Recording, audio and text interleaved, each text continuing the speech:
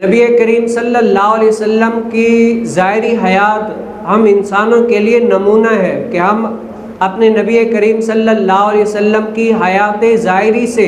جو افعال حضور علیہ السلام نے کیے اور کرنے کا حکم دیا ان کو اپنی زندگی کے اندر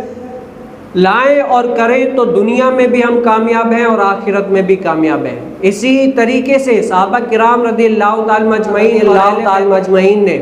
ان افعال کو اپنی زندگی میں ایڈ کیا اور دنیا اور آخرت میں کامیابی کا مرکز بن گئے اور وہ کامیاب ہو گئے۔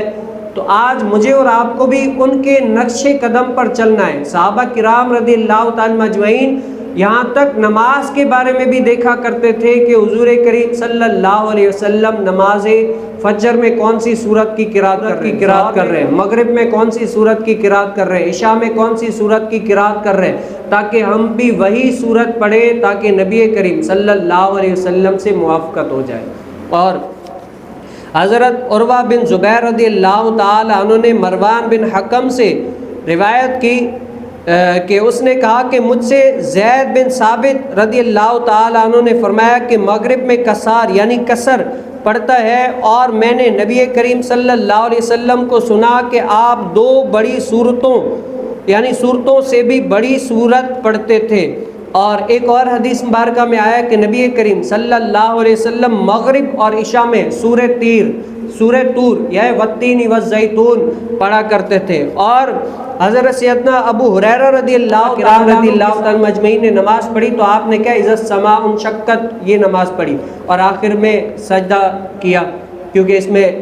سجدہ تلاوت آتا ہے، تو یعنی آخر میں کیا سجدہ کیا۔ تو پوچھا گیا کہ آپ نے یہ کیوں کیا؟ کہا کہ نبی کریم صلی اللہ علیہ وسلم نے بھی اسی طریقے سے کیا، تو میں بھی چاہتا ہوں کہ میں اللہ علیہ وسلم سے ہر بات میں موافقت کروں، یعنی جیسا